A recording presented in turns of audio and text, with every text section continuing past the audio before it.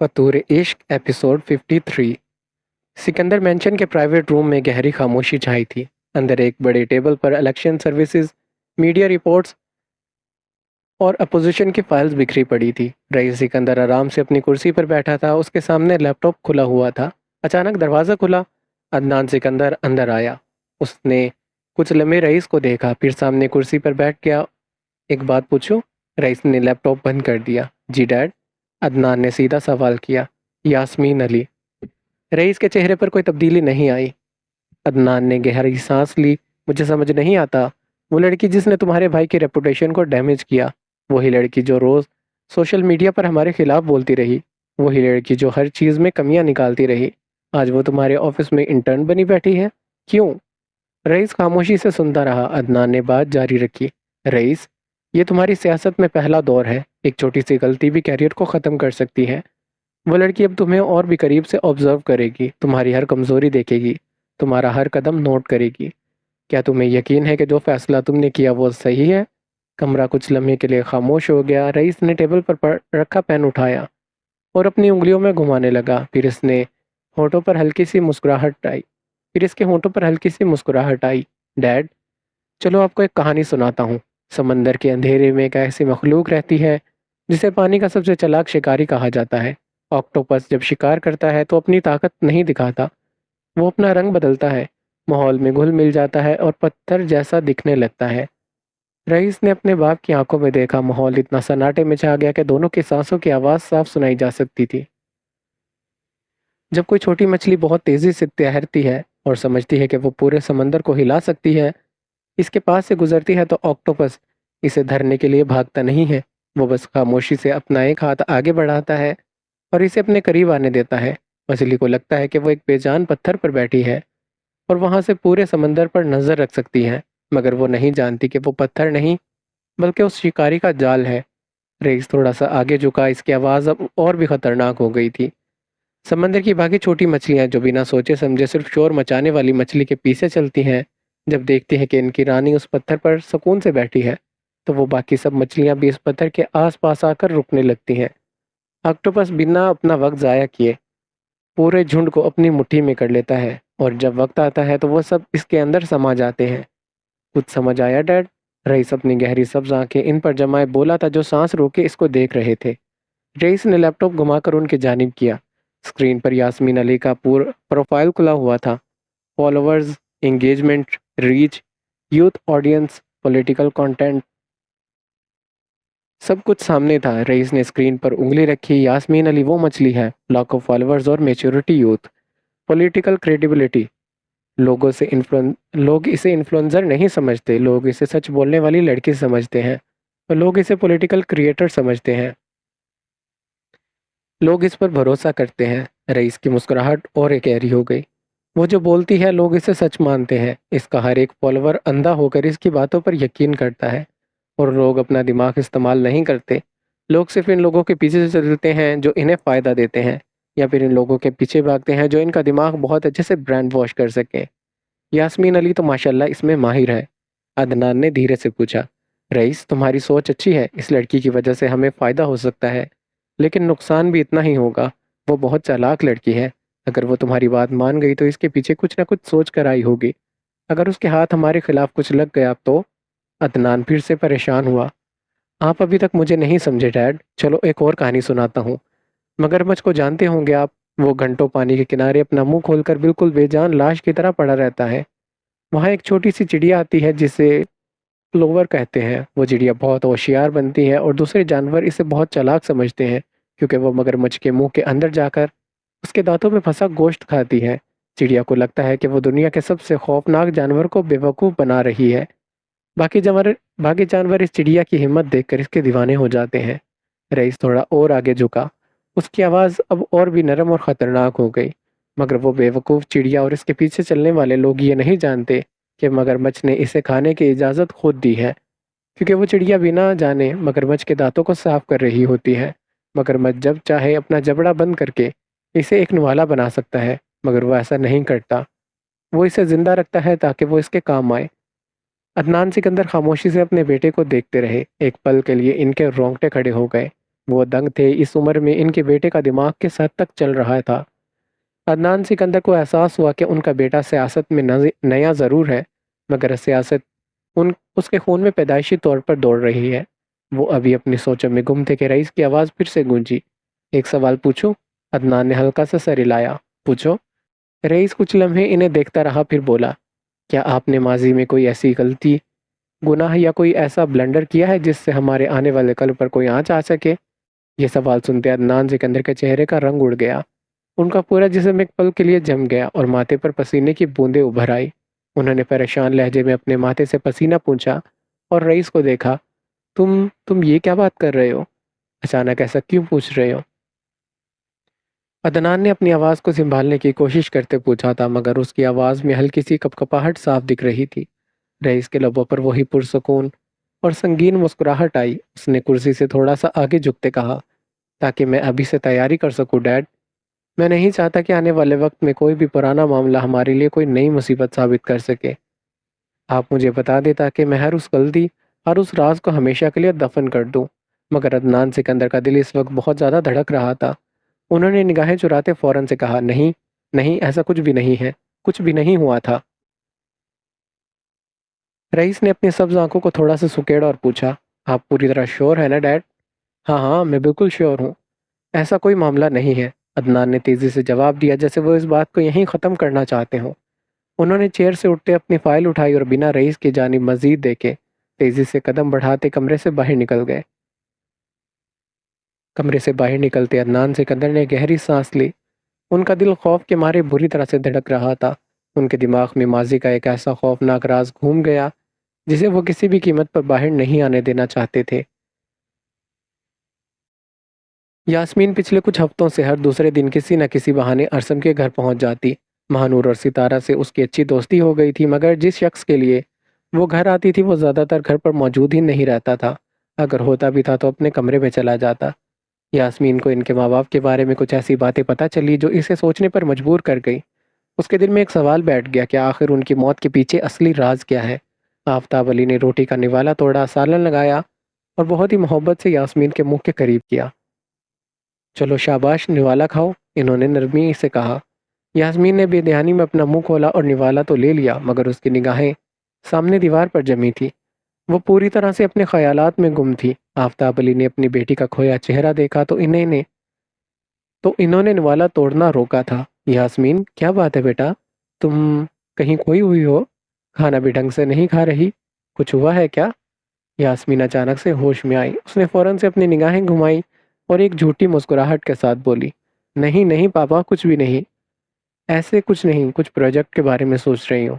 कुछ देर कमरे में सिर्फ चम्मच और प्लेट की धीमी आवाज़ आती रही। यास्मीन ने पानी का घूंट लिया और फिर बहुत ही आम से लहजे में पूछा, वैसे पापा एक बात बताएं, जो हमारी पुलिस में पुराने केसेस होते हैं जो बहुत साल पहले बंद या ख़त्म हो चुके होते हैं, क्या उनका रिकॉर्ड अभी कहीं महफूज होता है? मेरा मतलब है, अगर कोई केस 10 या 15 साल पुराना हो। 10 साल? बेटा, हमारे डिपार्टमेंट के तो 20 से 40 साल पुराने केसेस का रिकॉर्ड भी बिल्कुल महफूज होता है। पुरानी फाइल्स, एफआईआर की कॉपीज, सब कुछ होता है। यास्मीन की आंखें एकदम से चमकी। उसने आगे झुकते पूछा, अच्छा वाकई पापा? हाँ बिल्कुल, आफ्ताब अली ने निवाला चबाते कहा। पुराने रिकॉर्ड्स को ज़ाया नहीं किया जाता, उन्हें आगे के लिए संभाल कर रखा जाता है। यास्मीन ने अपनी बेताबी को छुपाते बहुत आराम से पूछा, तो फिर ये सारी फाइल्स और रिकॉर्ड रखे कहाँ जाते हैं? आफ्ताब अली ने अपनी बेटी को देखा। उनकी पुलिस वाली निगाहों ने थोड़ा सा शक किया। तुम अचानक ये सब क्यों पूछ रही हो? तजस्सुस पापा, तजस्सुस। कल को मैं एक जर्नलिस्ट बनूंगी, मुझे हर चीज़ की इन्फॉर्मेशन पता होनी चाहिए ना। और मैं एक आर्टिकल पढ़ रही थी कि पुलिस डिपार्टमेंट में पुराना रिकॉर्ड ख़राब या गायब कर दिया जाता है और पुलिस इन्हें निगलेक्ट करती है। इसीलिए सोचा कि आपसे पूछ लूँ कि हमारा सिस्टम कैसा है। आफ्ताब अली ने सुकून की सांस ली और समझाते बोले, नहीं ऐसा नहीं है। हर बड़े शहर के सेंट्रल रिकॉर्ड रूम में ये सारी फाइल्स होती हैं और अब तो हमारे बहुत सारे पुराने रिकॉर्ड्स को कंप्यूटर में डिजिटलाइज भी कर दिया गया है, ताकि कंप्यूटर पर एक क्लिक से पुरानी एफआईआर निकल आए। यास्मीन ने थोड़ा और करीब आकर धीरे से पूछा, तो पापा, क्या कोई आम बंदा वहां जाकर उन फाइल्स को चेक कर सकता है या फिर सिर्फ ऑथराइज्ड लोग ही जा सकते हैं? आफ्ताब अली का चेहरा अब थोड़ा संजीदा हुआ था। उन्होंने समझाते कहा, नहीं, बिल्कुल नहीं। हर आम बंदा वहाँ का रुख नहीं कर सकता। ये इंतहाई मखसूस और कॉन्फिडेंशियल होता है।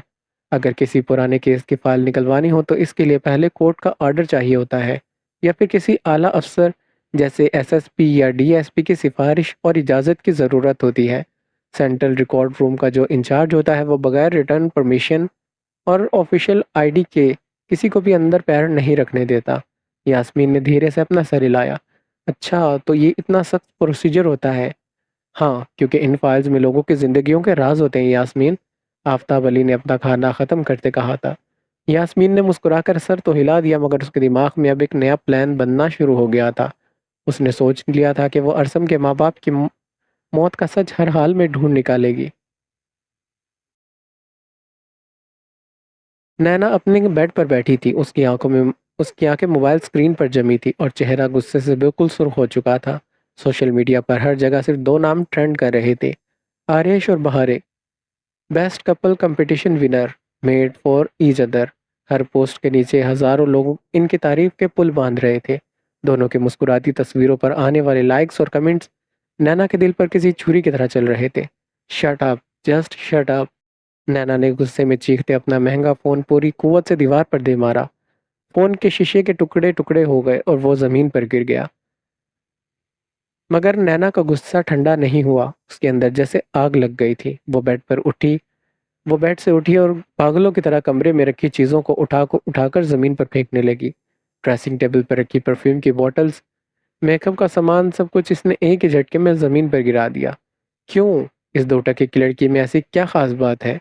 नीना ने चिल्लाकर अपने बाल झटके। ठीक इसी वक्त रूम का दरवाज़ा खुला और ज़ारा तेज़ी से अंदर दाखिल हुई। कमरे की हालत और नैना का पागलपन देखकर वो दंग रह गई। वो फौरन दौड़ती आई और उसने नैना के दोनों हाथ पकड़ लिए। नैना, होश में आओ, ये तुम क्या कर रही हो? ज़ारा ने इसे पकड़ने की कोशिश की, मगर नैना ने झटके से अपना हाथ छुड़वा लिया। तुम बताओ, क्या है इसमें ऐसा? क्या है उसमें ऐसा जो मुझ में नहीं है? ज़ारा ने उसके कंधे को पकड़ा।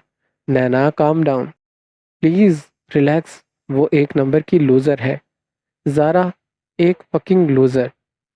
मगर पता नहीं क्यों वो हमेशा जीत जाती है। उसके पास कुछ भी नहीं है, फिर भी दुनिया में इसके कदमों में बिछी रहती है। नैना, चुप हो जाओ, बैठो यहाँ। ज़ारा ने उसे बेड की जानिब धकेलना चाहा, मगर नैना का गुस्सा 8वें आसमान पर था। मैं क्यों चुप? वो एक चीप इंटेंशन सीकर, सिर्फ लोगों की अटेंशन चाहिए होती है उसको। यूनिवर्सिटी हो या आम जिंदगी, सबको बस बाहर ही दिखती है।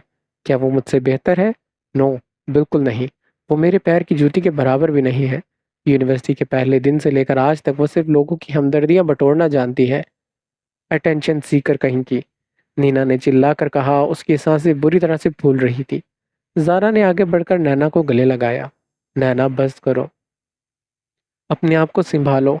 Y are you wasting your valuable tears for fucking bitch. Zara को बहारे पर बेतहाशा गुस्सा आया था। मुझे बस आरेश की बर्थडे का इंतज़ार है ज़ारा। नैना ने अपनी मुठियाँ बींची। इस बार मैं इसे इस हद तक तोड़ दूंगी कि वो खुद कर, इस बार मैं इसे इस हद तक तोड़ दूंगी कि वो खुद आरेश को हमेशा के लिए छोड़कर यहाँ से भाग जाएगी। तुम बस देखती जाओ। नैना 4 साल पहले बारिश में तड़पती रोती बहारे को याद करते हुए मुस्कुराई थी। इस बार भी बारिश होगी बहारे? नैना खामोशी से अपने ख्यालों में कहने लगी। उसकी आवाज़ में एक सर्द सन्नाटा था। मगर उस रात तुम जितना रोई थी, इस बार तुम्हें उससे दुगना तड़पना पड़ेगा। आरिश तुम्हारा जख्मी चेहरा देखकर भी तुम्हें नहीं बचाएगा, क्योंकि तुम खुद इससे दूर भाग जाओगी।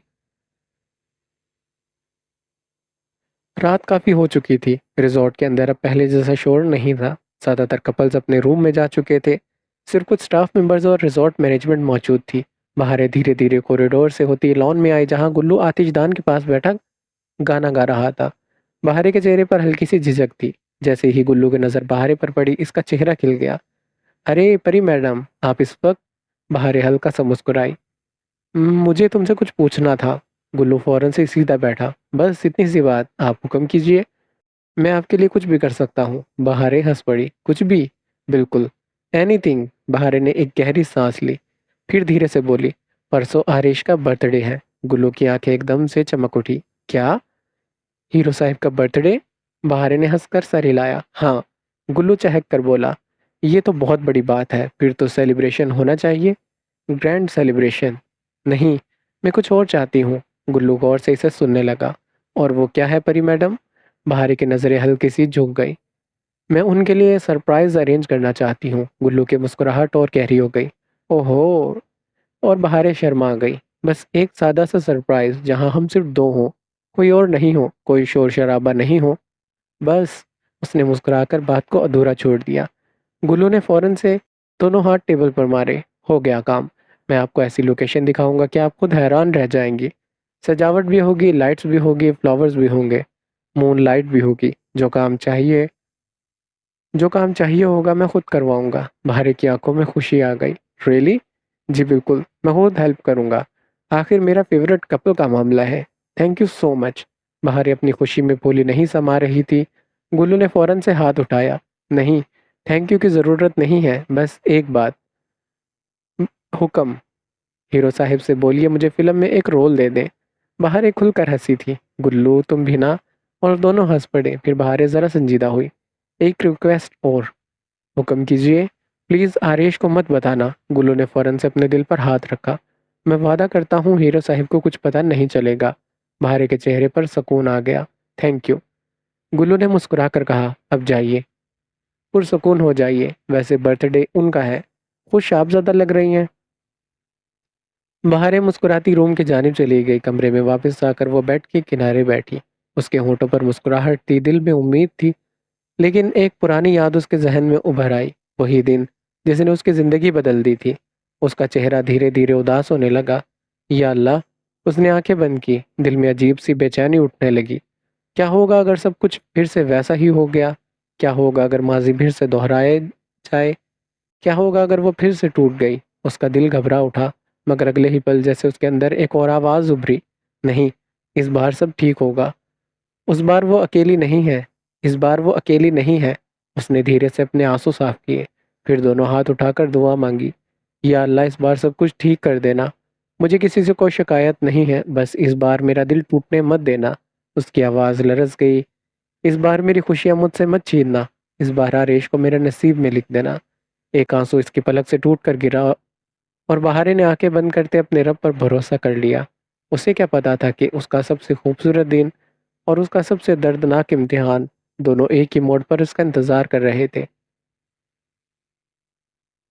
शहर के सबसे बड़े शॉपिंग मॉल में काफ़ी रश था। हर तरफ लोग ही लोग नज़र आ रहे थे। कहीं बच्चे टॉयज़ देख रहे थे, कहीं फैमिलीज शॉपिंग कर रही थी।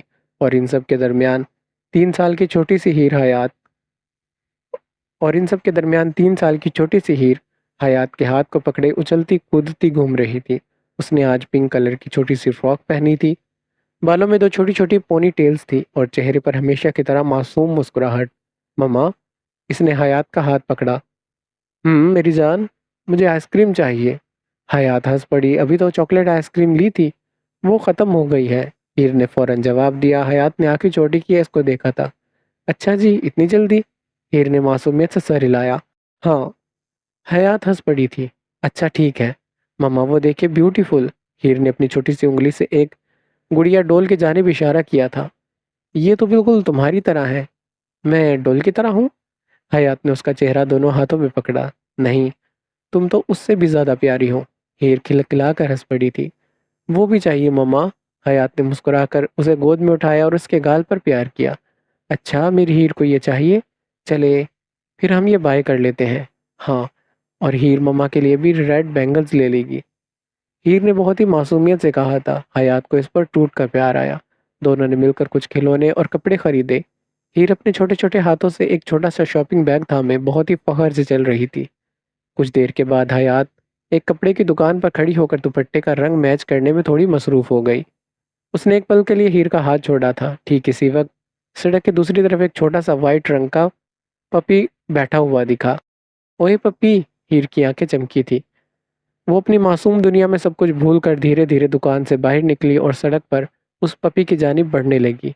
तभी अचानक एक तेज रफ्तार गाड़ी हारन बजाती इस मोड़ से आई जहां हीर खड़ी थी। गाड़ी बिल्कुल हीर के करीब जाकर पहुंच गई थी। हीर ने जैसे ही पीछे देखा उसकी जान निकल गई। हीर! हयात ने दिल दहला देने वाली चीख मारी और पागलों की तरह सड़क की जानिब दौड़ी। मगर वो बहुत दूर थी।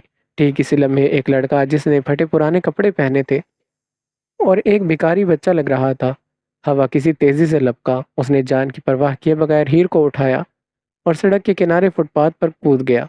गाड़ी एक जोरदार ब्रेक की आवाज के साथ उनके पास से गुजरी और निकल गई। हयात दौड़ती हुई वहां पहुंची। उसकी सांस उखड़ी हुई थी और आंखों से आंसू बह रहे थे। उसने फौरन रोते हीर को इस लड़के के हाथों से लिया और इसे सीने से लगा लिया। हीर डर के मारे बुरी तरह से रो रही थी। अल्लाह का शुक्र है, अल्लाह का लाख लाख शुक्र है, हयात ने हीर को चूमते कहा। फिर इस बच्चे को देखा। बेटा तुम्हारा बहुत बहुत शुक्रिया, तुमने मेरी बच्ची की जान बचाई। Thank you so much. Hayat ने जब इसके फटे हुए कपड़े और मिट्टी से सना चेहरा देखा तो इसे समझ आ गया कि ये कोई भिखारी बच्चा है। उसने फौरन अपने पर्स से पैसे निकाले और बहुत सारे नोटिस की जानेब बढ़ाए। ये रखो बेटा, ये तुम्हारा इनाम है। मगर उस 12 साल के बच्चे ने इज्जत के साथ अपना सर नफ़े में हिलाया और पैसे लेने से इनकार कर दिया। नहीं बाजी, पैसे नहीं चाहिए, ये तो मेरी छोटी बहन जैसी है, बहन को बचाने के लिए पैसे नहीं लिए जाते। उसके मुंह से इतनी बड़ी बात सुनकर हयात दंग रह गई। वो बच्चा जिसे वहां से पलट कर वो बच्चा जैसे ही वहां से पलट कर जाने लगा, हयात ने इसे आवाज दी, बेटा रुको। बच्चा रुक गया। हयात ने उसकी आंखों में देखा जहां भूख और महरूमी साफ दिख रही थी। क्या तुमने कुछ खाया? कुछ खाना चाहोगे? हयात ने नरम आवाज में पूछा। बच्चा खामोश रहा मगर उसकी खामोशी ने सब बयान कर दिया। हयात का दिल पिघल गया। वो इसे अपने साथ अपने घर ले आई। हयात ने किचन में जाकर उस बच्चे के लिए बहुत ही लजीज और गर्म खाना तैयार किया। उसे डाइनिंग टेबल पर इज्जत से बिठाया। सारी डिशेज इसके सामने रख दी। हीर भी स्टूल पर खड़ी मदद कर रही थी, या कम अज कम वो समझ रही थी कि वो मदद कर रही है। मम्मा, ये भी दे दो। इसने छोटे हाथों से स्पून उठाया और प्लेट में डाल दिया। हयात हंस पड़ी थी। जी शेफ मैडम। वो लड़का अभी खाने के लिए झुक रहा था। ये खाओ भैया। और फिर एक छोटा सा नवाला तोड़कर इस बच्चे के मुंह के करीब करने की कोशिश करने लगी। वो रोते हुए इसके हाथ से खाने लगा। ये इसके साथ खाते हैं। हीर जो अपनी माँ के हाथों से खाना खाती थी, जैसे इसकी माँ इसे डांट कर प्यार से खिलाती थी, वैसे इस बच्चे को वो खिलाने लगी। ये देखकर इस 12 साल के बच्चे का सब्र टूट गया। उसकी तड़पती आंखों से आंसू का एक तूफान निकला। उसने फौरन से अपने दोनों हाथ जोड़ लिए और रोने लगा। हयात का दिल बुरी तरह से टूट गया। उसने बिना कुछ सोचे इस बच्चे को गले से लगा लिया। दोनों टेबल के पास बैठकर रोने लगे। बाजी, मेरा इस दुनिया में कोई नहीं है, उस बच्चे ने सिसकियां लेते कहा। मैं एक यतीम बच्चा हूँ। आज तक मुझे किसी ने इतनी मोहब्बत और इज्जत से खाना नहीं खिलाया। मैं तो हमेशा लोगों को फेंका झूठा खाना खाता रहा था। और आज इस छोटी बच्ची को देखकर और आपको देखकर मुझे याद आया कि माँ होना क्या होता है। ये बच्ची, ये तो बिल्कुल एक माँ की तरह मुझ पर प्यार जता रही है। हयात का कलेजा फट गया। उसने इस बच्चे के आंसू पूछे और बहुत ही ममता भरे लहजे में कहा, बस बेटा बस, आज के बाद तुम्हें किसी के आगे हाथ फैलाने की ज़रूरत नहीं है। आज से तुम भिखारी नहीं हो। आज से तुम मेरे बेटे जैसे हो। मेरा कयान भी तुम्हारे जितना ही होगा। हयात ने आंसू साफ करते इसे कहा, आज से तुम यहीं रहोगे। लड़के ने मना करना चाहा लेकिन हयात इसे चुप करवाने लगी। अगर वाकई ही मुझे माँ की तरह इज्जत देते हो तो मेरी बात मान लो। हयात ने इसके बाल सहलाए और पूछा, तुम्हारा नाम क्या है बेटा? बच्चे ने रोते हुए सर हिलाया। मेरा मेरा कोई नाम नहीं है बाजी। हयात ने मोहब्बत से मुस्कुराकर उसको देखा और बोली, तुम्हारा नाम होगा, आज से मैं तुम्हें तुम्हारा नाम वसीम गनी रखती हूँ। तुम मेरे वसीम हो। वसीम ने रोते हुए हयात को देखा और इस दिन उस यतीम बच्चे को ना सिर्फ एक नाम मिला बल्कि एक माँ और एक छोटी बहन का रिश्ता भी मिल गया। यहाँ पर यह एपिसोड ख़त्म होती है। अगर आपको एपिसोड अच्छी लगी तो चैनल को सब्सक्राइब कर लें, वीडियो को लाइक कर दें और कमेंट बॉक्स में बताएं कि नॉवल आपको कैसा लग रहा है। मिलते हैं नेक्स्ट एपिसोड में। अपना ख्याल रखिएगा। अल्लाह हाफिज़।